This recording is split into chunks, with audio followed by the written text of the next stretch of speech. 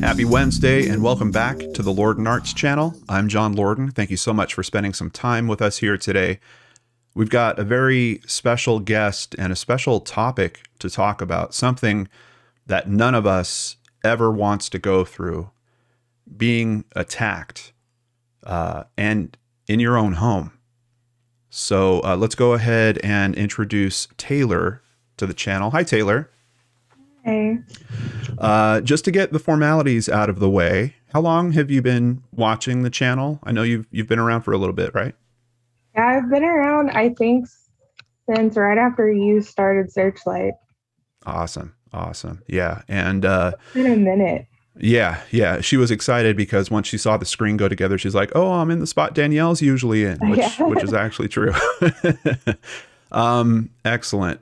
So Taylor, it's scary. As soon as I saw your message, I was like, we got to figure out if there's some information in here that might be helpful to other people as well. You went through an attack that could have literally ended your life. When did this happen?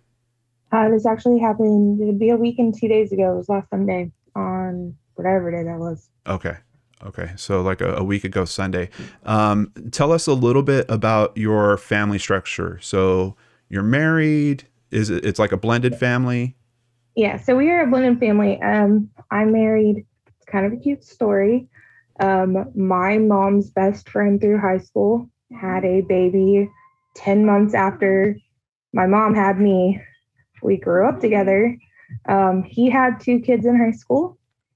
I did not. And we got together, I think 6 months after high school. And we've been together ever since. It'll be 10 years this December. Excellent. So we have my 2 bonus kids, who I've basically raised since 2013. Okay. And then we have 3 babies, a 2-year-old and then 7-month-old twins. Wow. All right. Well, congratulations on the family life. It sounds like a good, thriving, healthy family life. And what a cute story about how you guys got together as well. So there is a mother of the bonus, and I love that you call him bonus. That's so cute also. Yeah. How was that relationship? Well, we tried really hard at the co-parenting. We never used the word step. I can proudly say that I don't think I have ever raised my voice at my kids' mom in front of them, and rarely, if at all.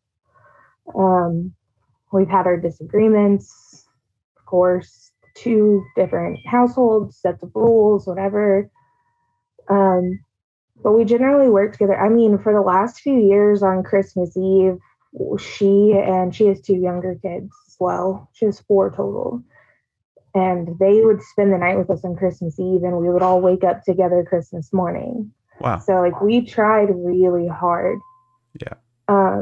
We're going to call her Jane just for this interview to keep it private. But okay, so sounds like you were trying at the co-parenting thing and making some really good efforts on that. Did the relationship turn at some point? It did. My husband actually joined the Army last year. He left September 19th.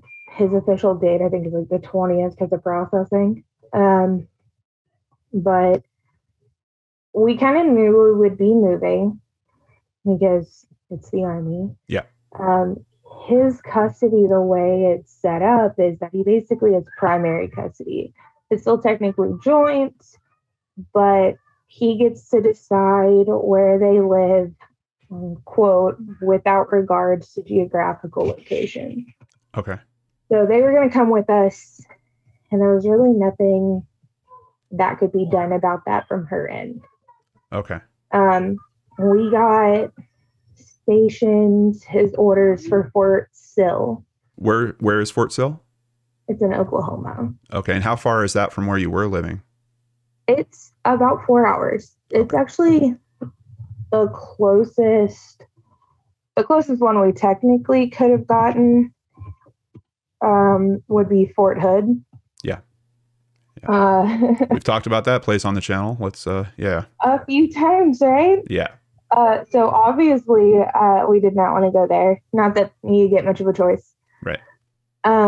We were very lucky to get Fort Sill to TRADOC base, so it's all the different branches together, kind of.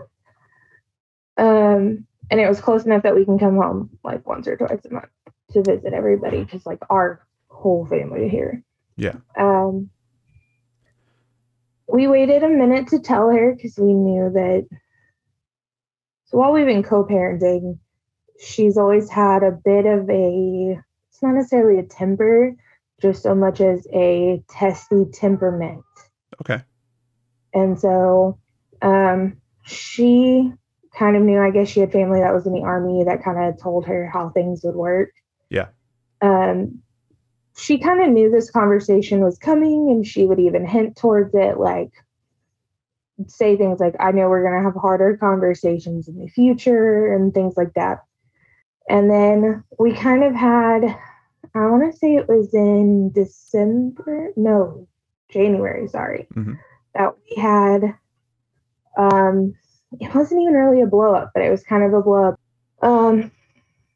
Things were said on her end, things were said on my end, kind of just like mom things, like, yeah, it was more the mom than the other, I guess, and things that had been buried down that we ended up, like I said, it wasn't particularly vicious, but it was basically decided that we weren't going to converse anymore. Okay. She was going to talk to my husband. I would talk to my husband, and we would speak only when it was like really necessary for the kids or, pick up and drop off. Okay. So we kind of existed like that for a couple of months, a couple of weeks. Yeah. And then my husband called and told her, it would have been 3 weeks ago now, that he had gotten his official orders in. We're moving to Fort Sill. The kids are coming with us. And her reaction was, okay. Just okay. To everything he said. And he even asked her, kind of thrown off, because, he had talked to me beforehand, kind of like, all right, what do I say if she says this? Right. How do we handle this? And then you were ready for a conversation of some kind. So, yeah. Yeah. Right. And so he asked her, he said, do you have any questions, concerns, comments? And she's, no, unless there's something else you need to tell me. He's like, no, just so we're clear, we're moving to Oklahoma. They're coming with us. Okay. And there's no emotion behind it, no nothing. Yeah. So he got off the phone and he calls me immediately and tells me what happened, and both of us are going, something's going on. Right. Something is going to happen. She's planning something. We just assumed it would be legal. Right. Like she was going to file for more custody or something. And he's not at home. Like we're getting close to this weekend now, right? Right. He is currently, there's two kinds of training when you start the Army. There's your basic training, and then there's advanced individual training, where they train for their specific job. He actually got lucky, so he's artillery, so his training is also Fort Sill. Okay. So got it. While all his buddies are going to be moving to different states, he's going to be moving like 3 streets away. Yeah. Okay. So let's get to that day. What happens? Where do things start getting weird? I mean, they're all already a little weird, but what? Yeah, what they're happens? already a little weird. We're kind of expecting something, but we had a ice storm here, and she would get them on Thursdays. If it was her weekend, she'd get them for a couple of hours on Thursday. If it wasn't her weekend, she'd keep them overnight on Thursday, drop them off at school on Friday. Yeah. And she canceled 2 Thursdays in a row. One was due to the ice storm in the roads, and it's Texas. We don't drive if it's icy. Yeah. And she canceled the next one because she didn't have transportation,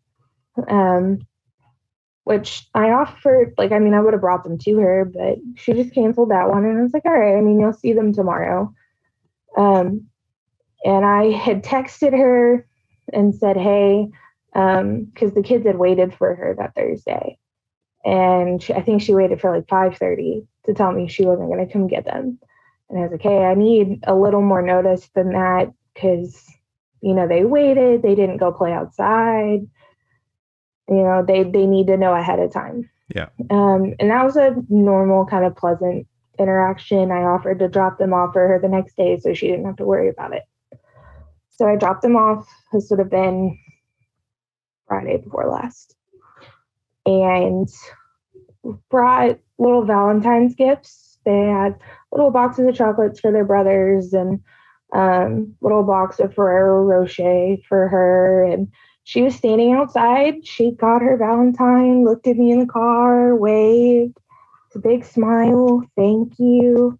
And I was like, oh, it was a really nice interaction. Didn't think anything of it. Go through my day Saturday. My best friend came over. We did some light packing. It was nothing special. Go to bed that night. And when my husband's not home, my toddler sleeps with me. Mm. And the baby's asleep in the living room and in their little separate bassinet thingies. And we're in the back of the house. And I had no presence of time. Sure. But it's early morning. And I hear really sharp knocks, like weirdly sharp. Mm-hmm. And it was 2, like dut, dut. And it woke me up. And you know the thing where you hear something when it wakes you up. So you kind of wait a second to see if you hear it again. So I hear it again. And I can't remember if I heard it 2 times or 3. Okay. But I got up and I opened my bedroom door and I walk out in the hallway and their mom is in my hallway. And she's probably about 3.5 feet away from me. Now, hold on. Does she ever have access to your house like this before? No. So lesson number 1, always lock your doors. I am pretty well known. My best friend actually lives 10 feet from me. Yeah. And I don't usually lock my front door. Oh, okay. Okay. Very hard lesson learned. Yeah. Yeah. But. All right. So she's in your house, 3.5 feet away from you in the hall. Having walked past my twins. Right. And I don't remember if I said hi, or not hi. I don't remember if I said hey or what or her name, but I said something. And she said, and I have to preface this with it wasn't apologetic in the slightest. It was very aggressive. She said, sorry, and then she lunged at me, and I realized very quickly she had a knife in her hand.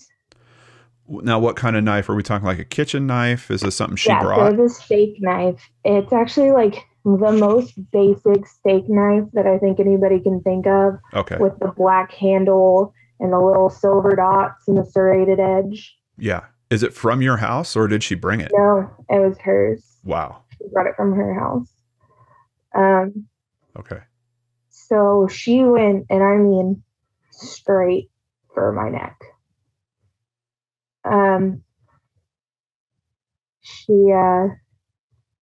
I kind of screamed at that point, turned, and the way my house was set up is there's my bedroom door at the back of the hallway and our son's door right next to it, or our older son's bedroom. And I kind of turned like away from her, and it just caused me to turn towards their room. I ended up with a stab wound from that, right? So this is the first. Okay. This is the first one. Okay. And some of it's a little out of order. Yeah. Because I can't quite remember everything. Yeah. But I remember like screaming, and I told her like, no, you don't have to do this. And she said, actually, I do.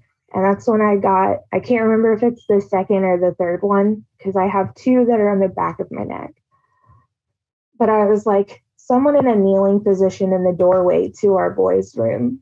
And she put one hand in front of my neck and she stabbed me right above, like, where my spine from my back to my neck is. And I felt it go in, and then I felt her push down. Yeah. And my first thought was like, I'm going to get paralyzed. So I'm trying to get away. I end up going into my son's room, like almost crawling. And this is when she ends up on top of me. And I just start like, I think actually the first thing I told her was like, that me and my husband were going to get a divorce. Like trying to separate myself from what she was mad about. Right. Absolutely not true. Yeah. No, you're pleading for your life. Yeah. So you're basically just grasping at what is it that she's so fired up at. Whatever will stick. Right. She tells me it's too late for that. She's on top of me. At some point, she stabs me literally in the cheek. I don't remember how, but my lip got cut open to the side. I ended up with a laceration on the other side, pretty close to where like my carotid would be. I literally don't remember how I got any of the defensive wounds. Yeah. I ended up with a stab on the inside of my hand and on the back. And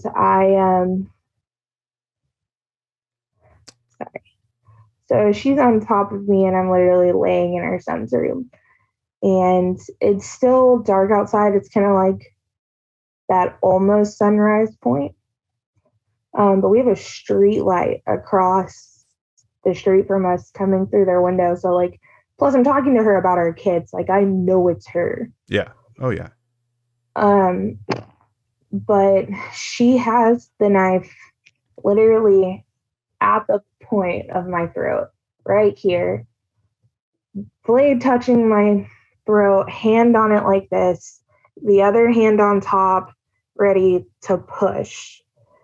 And my 2-year-old came in the room screaming. Oh. And he's trying to get to me, but he doesn't want to get near her. And I just start begging her, like, let me hold him one last time. Just let me hug my son one last time. And I'm telling her, like, I'm bleeding out, like I'm gonna die. Please just let me hold him. And so I'm also trying to move, like, let me get to him. Yeah. And of course he's slipping in my blood and she's holding me tighter with her legs and tells me like, he's right there, grab him. But I can't get him because every time he gets close enough up here to me, he gets scared of her. Right. So she actually reached over and grabbed him and pulled him to me. And he has an obsession with washing his hands. Mm-hmm. And so I told him to go wash his hands. Like I knew I needed to get him out of the room. Yeah. Especially after she's interacting with him. Because now, yeah. That scared me a lot. Yeah. So he goes, he listened. But I genuinely don't know if he went to the bathroom or not. Sure. I know he ended up back on my bed and I had fell asleep. And at this point, she has paused. Her hands are off me and I started talking. Told her about our kids. You know, they were so excited to come see you this weekend. And she started yelling at me about taking them away from her. So no, you don't understand. I had just been talking about how we're going to bring them home every weekend so that you can have them every weekend. I would never keep them from you. Like, and she's like, well, I just wanted to be your friend. And I'm so sorry I pulled away from you. And we're going back and forth, and I can tell that she's kind of listening. Yeah. And so I just keep talking. And she's like, but it's too late. I've already gone too far. There's no going back now. And I knew then I needed to give her an out. Mm-hmm. There needs to be a solution, and then she doesn't have to go through with it. Yeah. So I have a neighbor that everybody around here has had disputes with, and she actually, like, on New Year's Day, keyed my car. Okay. And so I told her, I was like, remember the neighbor I told you about? And then I told her, I was like, what do I do all day? I listen to true crime. I write for a true crime podcast. I do this all day. Your DNA is everywhere. Your fingerprints are everywhere. If you kill me, they will do forensics. They will catch you. If you leave me alive, they're going to focus more on what I say. And I can say it's this neighbor. Wow. And at some point, I don't really remember how many times I had to repeat this, but it was a couple that we went through, like, the whole process of, like, no, I actually will do this. And I think I told her, she's already got a charge pending for something else, so it's not going to be a hard sell. I want us both to be there for our kids. Don't put them through losing one mom to dying and one mom to jail. And at some point, she got off of me, and it's starting to get light outside, which that's the other thing. She had been telling me the whole time that when I was telling her about the forensics, she said, that's why I have to get this done. You have to die before it gets light outside so I can clean up. I was like, that never works. Wow. It never works. No one ever cleans up enough. Yeah. Wow. And so finally she gets off of me and she asks me where my phone is. And at that point, like, I knew she was going to let me call for help. She started asking if we would take the younger two kids, with us when we moved, because she knew she was going to prison. And I am just reassuring her for everything. Like, you're not going to go to prison. I'm going to take care of this for us. But you need to leave before I call the police. Like, I just wanted her to get out of the house. Yeah. Smart. Very smart. And so she was like, are you sure? Like, yes, I will handle this. Just go before they get here. And she gives me a hug and tells me she loves me. And I told her I loved her. And I got up, she got up, we walked into the hallway. I turned on my bedroom light. My son was halfway under my pillow, covered literally from head to toe. And I mean, he's like this little blonde child. Yeah. Covered from head to toe in my blood. She sees him from over my shoulder and just starts crying. And I was like, I've got it. Go. So she walks down the hallway. I run over to him and I grab him and I grab my phone and I start trying to call 911, but it's not working because for some reason that, what is it? The RTT, the text to talk. Yeah. Is enabled. And so it won't let me speak. And I keep having to hang up and call again.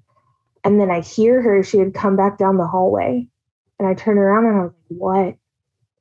You need to leave. What? And she says, I need the knife back. And I don't know when, but at some point she had thrown it across the room and it landed on the floor underneath their window. So I went in, I picked it up, and I knew that giving this to her was like the only way she was going to leave. Yeah. Yeah. And so I asked her, I said, is it safe to hand this to you? And she looked at me and she said, I'm not going to hurt myself, I promise. And I was like, okay, that's great. That's not what I was asking. But are you going to hurt me? Right. And the way she said it, like, so flabbergasted me. She just, of course I'm not going to hurt you.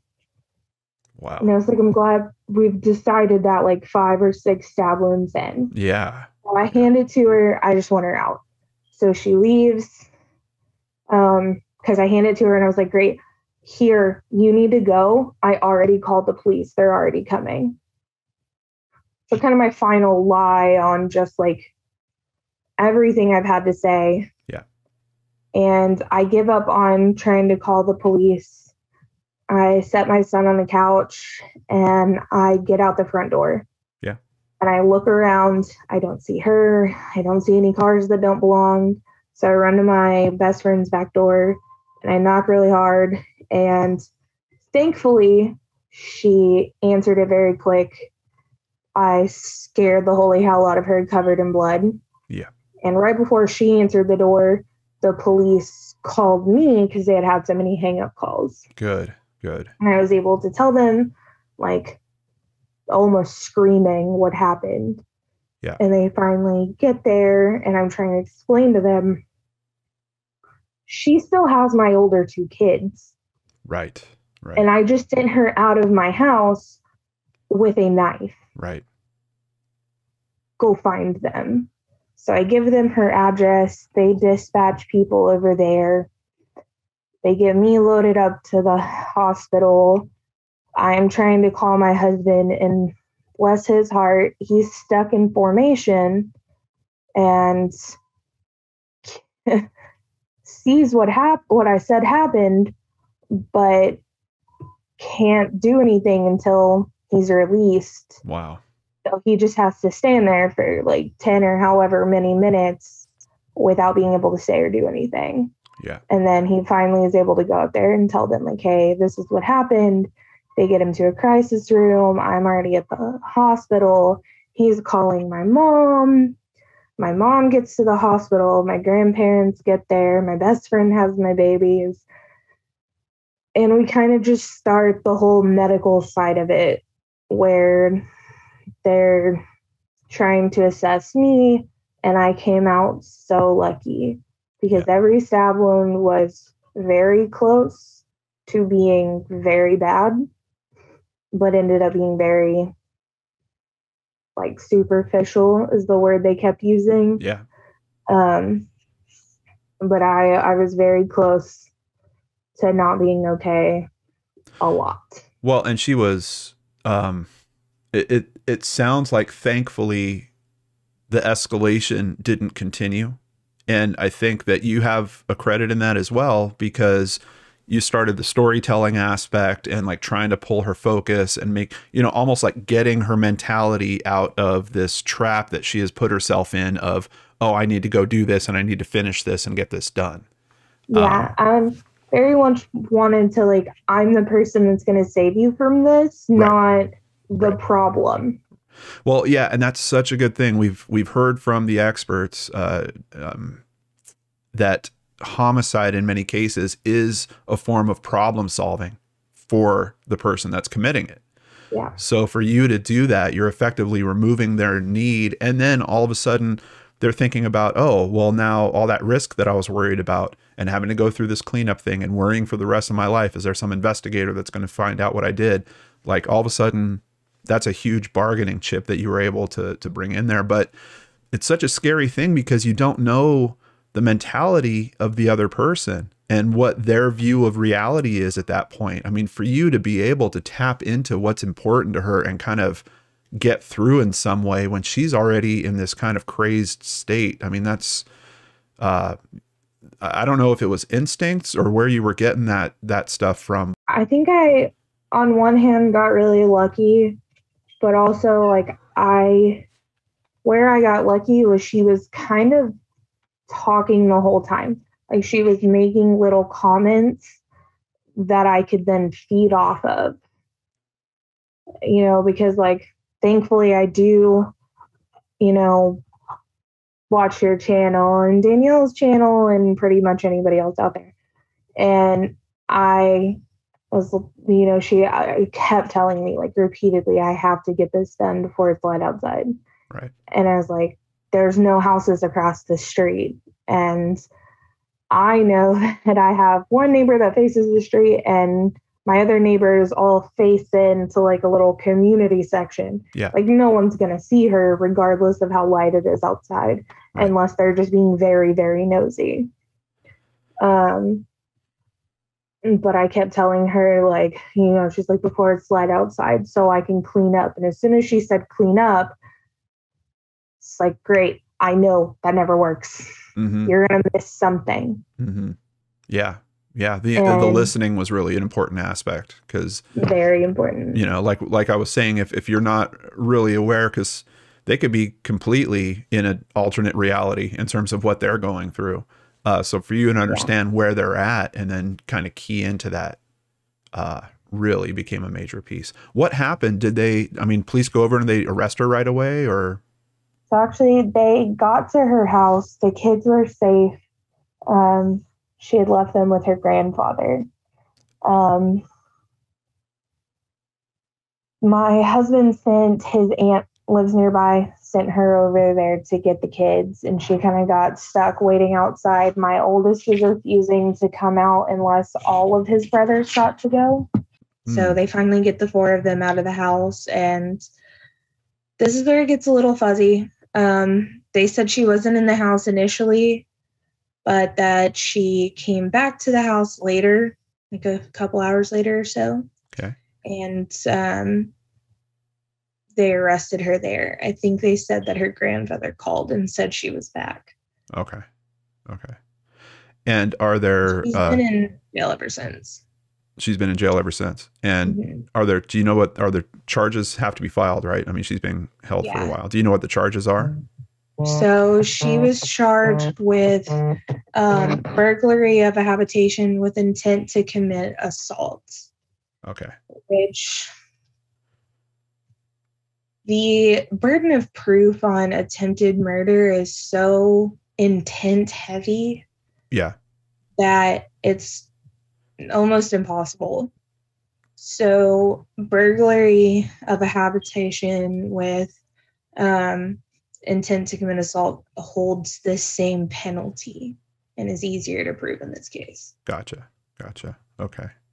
And worth saying, of course, she's innocent until proven guilty. There's a whole process that has to go on here. And we are hearing Taylor's side of events, just to be clear about all that, which Taylor told me about at the start of this. She's like, I get it. I know that this is, there's a lot of allegedlys in terms of telling this story. Big preface there. Yeah. No one has been convicted. At this point, I don't know if this is actually different in other states and other places, but in Texas, charged and indicted are 2 different things. She has not technically been indicted. There has not been a grand jury. That is all pending because this is still pretty new. Right. How is your 2-year-old doing with all this? The 2-year-old that saw what was happening? He's actually doing remarkably well. He has, what we can tell, he has some memories. Okay. He's been talking about how mommy has boo-boos.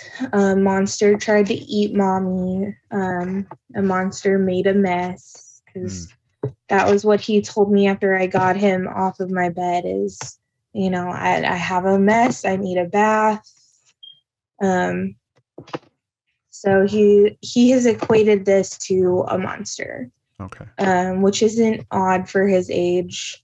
And he doesn't seem scared. Yeah. So there's hope there. When we finish our move, he's going to start play therapy. Everybody's going to start therapy, but he's going to start play therapy just to make sure. I mean, he's 2, so the memories he retained probably won't be a lot, but I don't really want to bank on that. I want to make sure that he processes everything. Absolutely. And what about for you? I mean, to have something like that happen where you're woken out of sleep and someone's in your home, like, are you sleeping okay?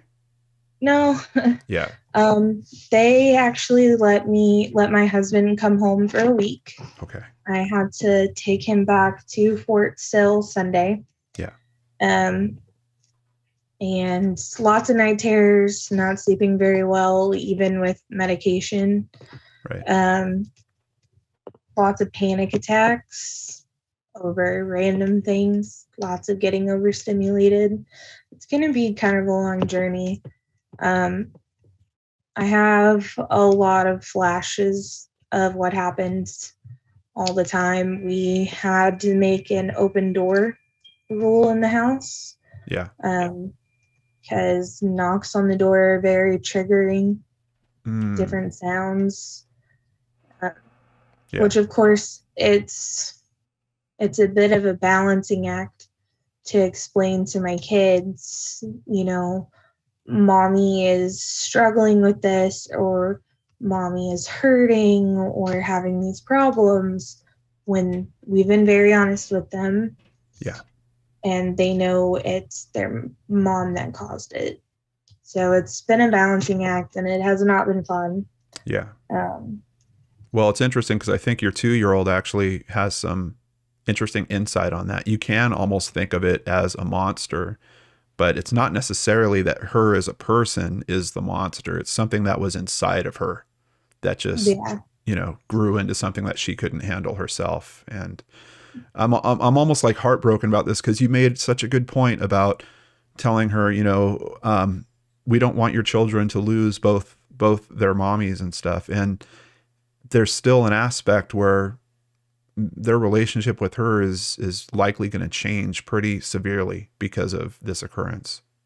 What's really heartbreaking for me with my older two is they're still at a very big stage of denial. Yeah. Our 9-year-old went through an entire day of trying to convince everyone that his mom has a twin. Oh, yeah. Because, we have twins and they're not identical, but he still knows the idea of identical twins. And so, it wasn't her, it was the twin. Right. Right. And they were told initially, because they were found with her family, and kind of a 2 stories thing. They were told, I guess, from her family's understanding, was that there had been an argument or a fight.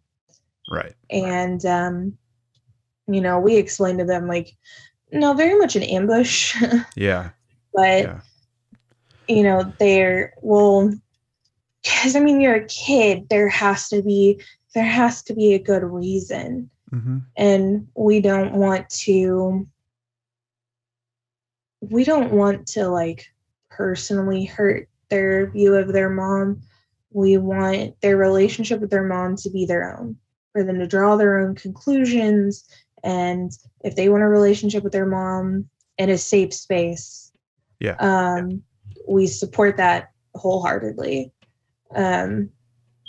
It's pretty amazing, Taylor. It's amazing that you guys have that perspective this close to it. I know a lot of people that would just be like, screw that, send her down the river. And, co-parenting, we already hear about situations where people sometimes use the children as pawns, and then having an occurrence like this, be really easy to say, oh, are you talking about good mommy or bad mommy? Or like start having some type of dialogue like that. For you to hear that you're trying to keep your heart open for your children's sake and her children's sake, that's really, really good. Well, that's not to say that we're, going to be having prison visits with mama or, anything like that, but we're not going to, tarnish their view of their mom. We're not going to tell them that all of their memories of her being a loving and caring mom are wrong, right, because of what happened. Yeah.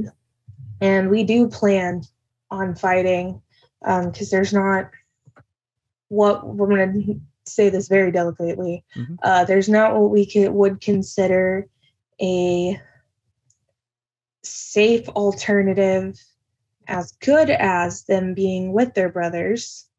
So we are going to try very hard to get some kind of custody of the youngest two to keep the 4 of them together. Because I know this is something that, I've been saying all week, it's not just something that happened to me. It happened to all of us. Right. But it's not just about me. Like, this is going to affect me on a mental level for a long time. Mm-hmm. But it's also going to affect my kids for the rest of their lives. Yeah. And I want to make sure I minimize that as much as possible. Yeah, definitely. And get them the help that you guys are going to need, and the help that you're going to need as well. Lots and lots of therapy. Yeah, definitely. So You talked about one thing that you would have done differently. And quite honestly, just hearing this story, there's so much that you did right. I almost don't want to ask this question, but we're hoping that maybe this information can help someone else down the line at some point. One thing you would have done differently is been a little stronger about locking your door. Are you having any other things that pop up in your mind about, oh, I should have done this or I shouldn't have done that? Yeah, my husband did make one point, still making a big point about locking my doors. But she also knocked, and had I gotten to the door before she decided to come in, I probably would have opened the door. Mm-hmm. But definitely lock your doors. As for other things that I might have done differently or that I would take away from it is cameras. Mm-hmm. Because one of the things that has become painfully obvious is that other than me saying it was her, I handed her the weapon. Right. It's gone. They never found it. There's no blood in the car they searched. So other than me saying it was her, I have no proof it was. My biggest takeaway, though, and I am sure my husband would say his biggest takeaway is, if you feel like you get that feeling something is going to happen, something is wrong here, this feels off, this person isn't acting the way they normally would, especially in a situation where you're expecting an extreme response and you get minimal response, pay attention to that feeling. Trust your instinct, because we weren't wrong and we had no idea how wrong we were. Yeah. Yeah, that's a really good point. It's like your gut was trying to tell you, like, that reaction was off, like something's going on with this. And you even had like some conversation about, wow, like that really went that way. That's unexpected. And it wasn't just us. I mean, we told, our family, our very close family, about the conversation, and they said the same thing. Like, that's not normal. Somebody's up to something. So definitely like trust your gut instincts. I think it's really easy nowadays to, oh, I just watched too much TV, or I'm overthinking this, and to push it down. Right. But sometimes a duck is a duck. Absolutely. Taylor has a friend that has started a GoFundMe, and you've heard it directly from Taylor here. We're talking, it's probably a lifetime of therapy that's going to be going on for several of the family members here. We've got what sounds by all accounts is a beautiful family of 5, including dad going off to serve this country. Please take a moment, check out the link that's in the description box down below. Here's a little bit from the GoFundMe. Taylor was brutally attacked in her own home in a murder attempt and received multiple stab wounds to her face and neck. She and her family have a long road to recovery.